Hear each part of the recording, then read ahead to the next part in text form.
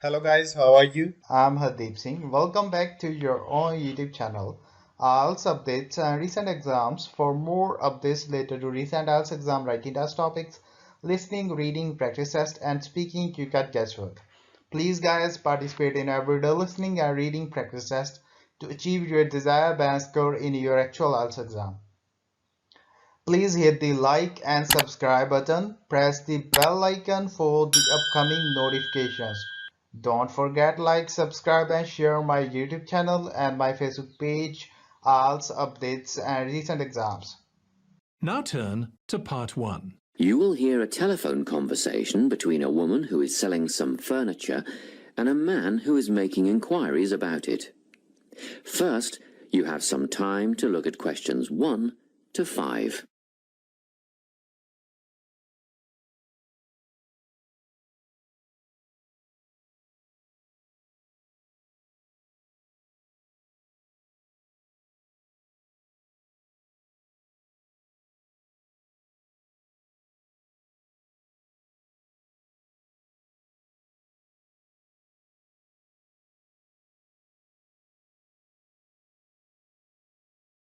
Now we shall begin.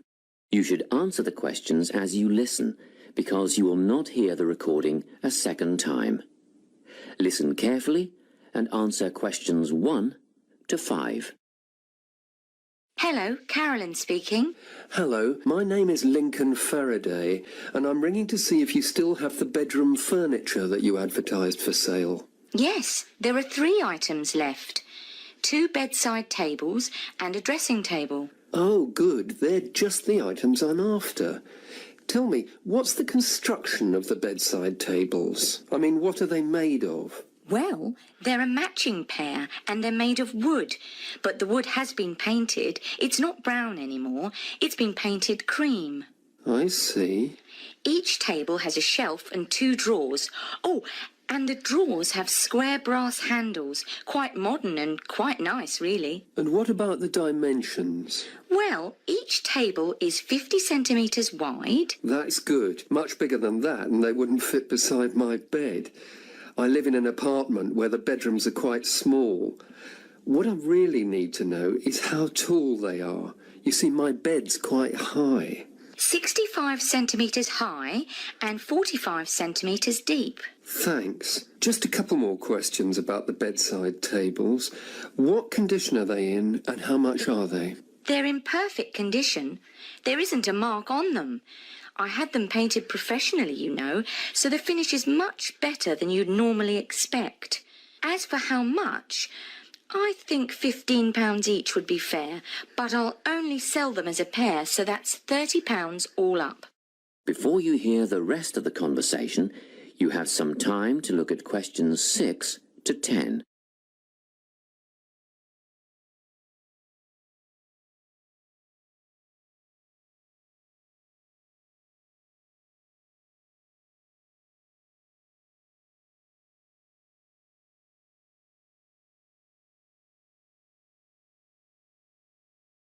Now listen and answer questions 6 to 10. Now, can you tell me about the dressing table? Yes, it matches the other tables in colour and style. Good. How many drawers does it have? 5 altogether. The bottom 2 drawers hold more as they're deep.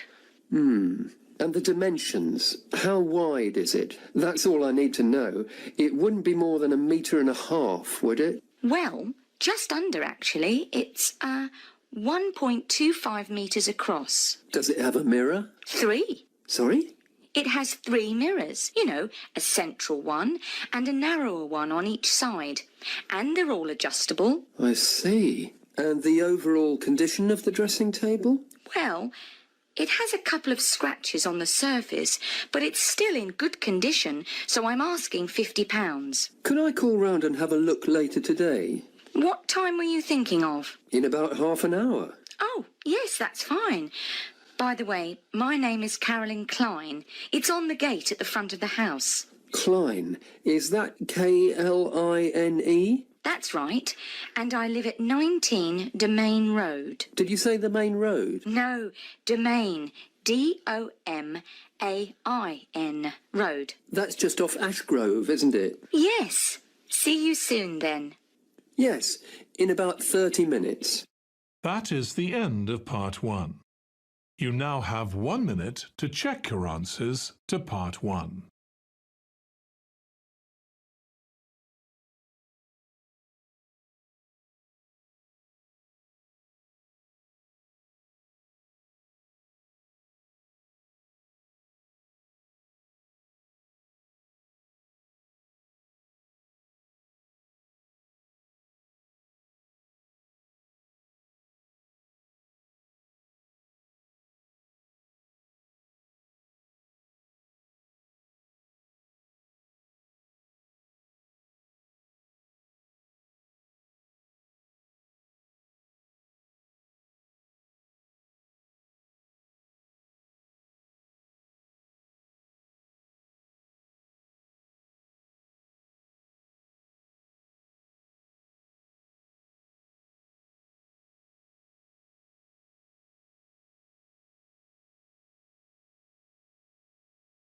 Part 2.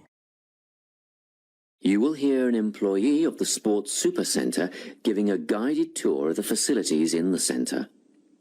First, you have some time to look at questions 11 to 17.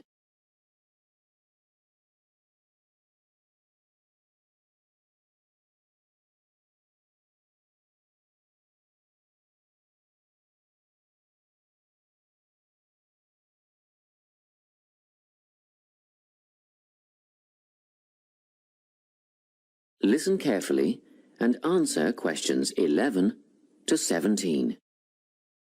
It's so nice to see so many people here on our open day. I hope you'll be impressed by what you see and that you'll all decide to join up. We have tried to cover all aspects of sport and fitness here at the centre. Well, let's start, shall we? As we're standing here at reception looking down the long corridor, you'll notice the car park on your left, where most of you have parked, asks you to reverse into the parking spaces for safety reasons. Also, this morning, a couple of keen potential members rode their bikes right in through the door instead of leaving their bikes outside there on your right, where the secure bike stands are. You may be wondering why there are so many mothers arriving with little children. As we proceed, you'll see that this first room on your right is a creche, where you can leave your little ones for up to 2 hours and they'll be expertly supervised while you work out. After the creche, on the same side of the corridor, is the male locker room with showers, spa and sauna. Opposite that, on your left, there's a staircase leading to the mezzanine floor. You'll not only get a great view out over the playing fields, but you'll also find a coffee shop and snack bar selling a range of wholesome food and drinks, protein shakes, fruit smoothies, that kind of thing. We won't go up the stairs at this point. I'll give you some time later when you can explore at your leisure. Most of you in the group are women, so next let me point out the women's locker room, which has the same facilities as the men's, things like showers, spa and sauna. It's separated from the men's locker room by an office, which the staff mainly use for administrative purposes.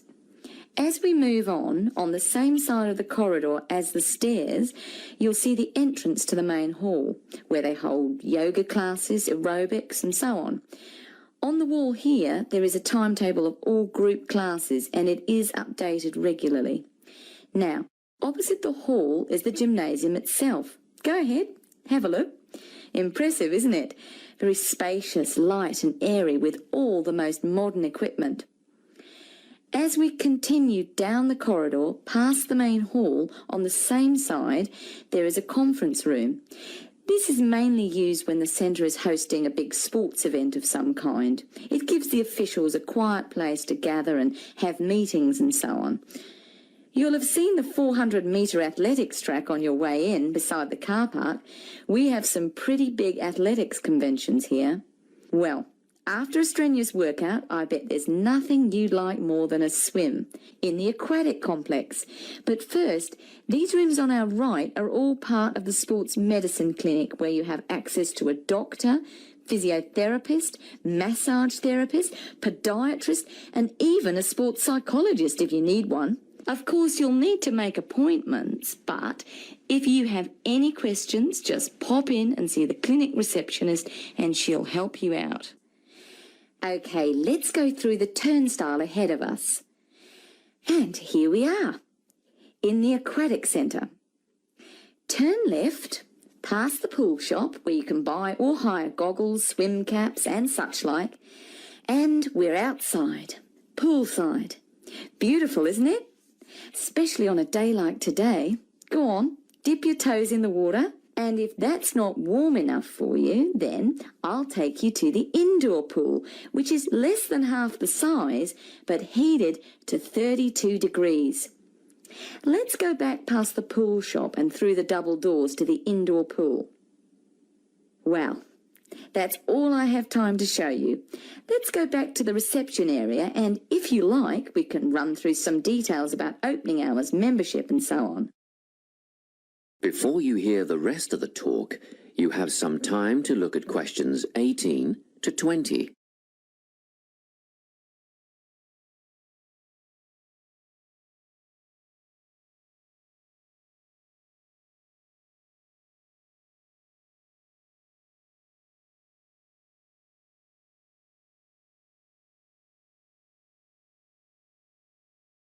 Now listen and answer questions 18 to 20. Now, in this brochure, you'll see the opening hours. The centre is open 7 days from 5 a.m. to 9 p.m. Monday to Friday, except for public holidays, which follows Sunday's timetable. On Saturdays, we open at the same time as weekdays and close a little earlier. So that's 5 a.m. to 7 p.m. on Saturdays, and on Sundays everyone gets a sleep in. You can come in between 7 a.m. and 5 p.m. Membership fees cover access to the gym, group classes and the pool. But if you want to join a swim squad to train with a coach, you should inquire at reception for prices and timetables. In the gym, personal training is available from one of our dedicated team of trainers, and reception will have more information on who is free when and what hourly rates apply. However, there is always a certificated instructor on hand in the gym at all times for advice and help. And once your membership is paid, you are entitled to a free health assessment, and you'll get a program designed to meet your own particular needs. You'll need to book a time for this with the gym instructor. Now, if you're a mum or dad, remember you can leave your children in the creche. They take babies from 6 weeks old. Bookings are essential though, and you'll have to check the website for times and pricing. Members are also entitled to tennis lessons on a Tuesday or Thursday from 9 till 10:30, but bookings are essential, so ring Natalie. Her number is here in the brochure to reserve a place. Well, I think that's it. Any questions? That is the end of part 2. You now have 30 seconds to check your answers to part 2.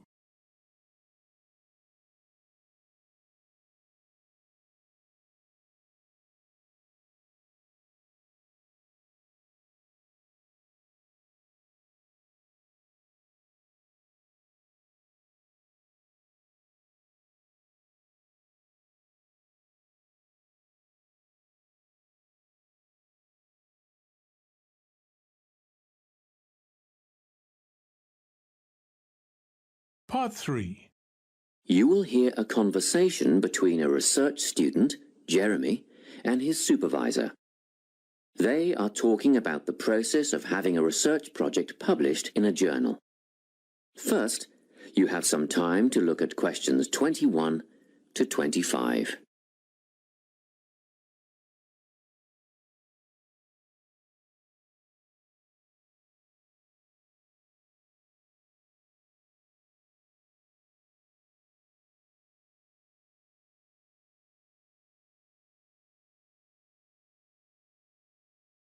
Listen carefully and answer questions 21 to 25.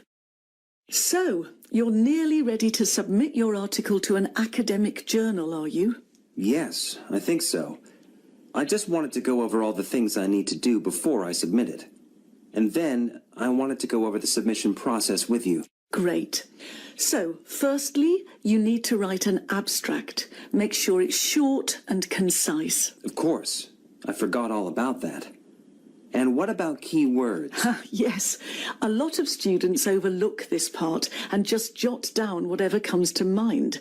But take some time to make a list of keywords that are accurate and relevant. Okay. Another thing. Could you have a look at my article before I submit it? Absolutely. Actually, at least 2 senior staff members should always read through a final draft before submission. Do you mind if I give it to Professor Johnson to have a look at as well? Not at all. I'd be glad to have the feedback. Do you know which journal you want to submit to yet? Not yet. I have a short list of about 3 that I'm interested in. Make that decision soon, because you'll need to adjust your article so that it matches the style guide of the journal you are submitting to. I bet that can take a while. Yes, but after that you are just about ready to submit. One more thing, you'll have to sign the copyright form, just confirming that it's your own work, and then you're good to go. Before you hear the rest of the conversation, you have some time to look at questions 26 to 30.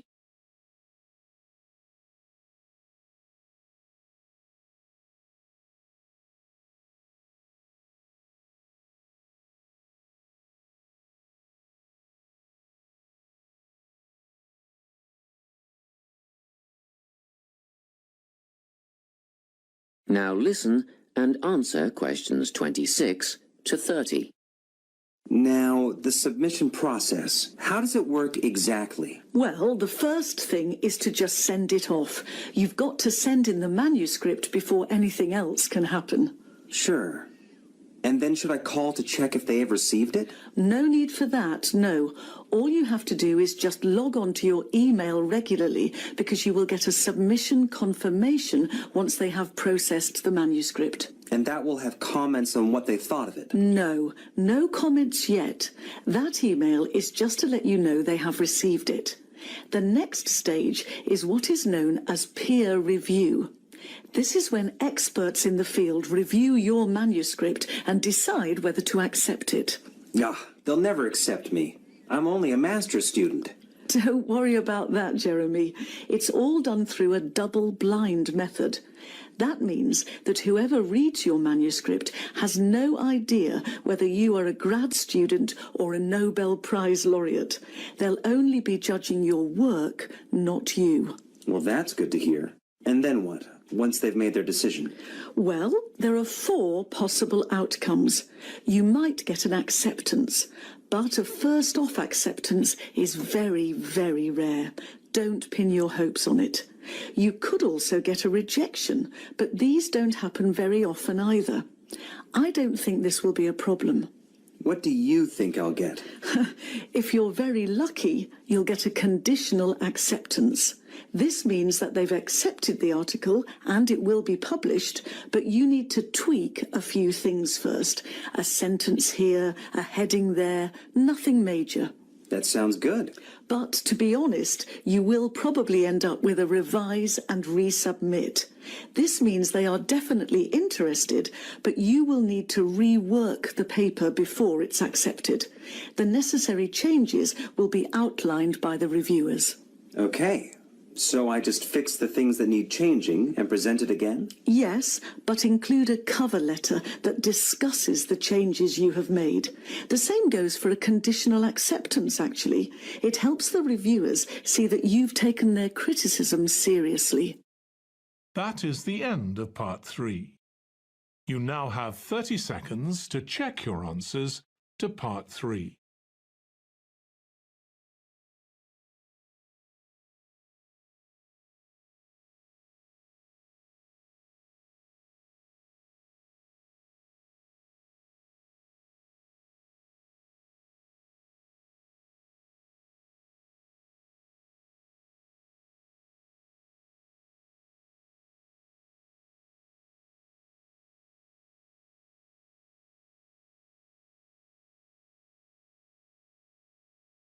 Part 4. You will hear a talk on the importance of soil in organic agriculture. First, you have some time to look at questions 31 to 40.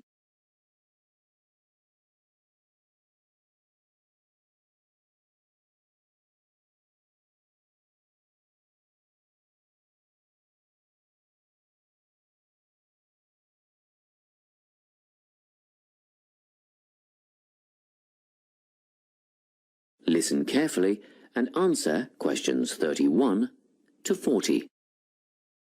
Welcome to this talk on soil science and organic farming. Dirt, soil, earth, loam, mud or dust, it doesn't matter what you call it, is of primary importance in the production of food and other crops.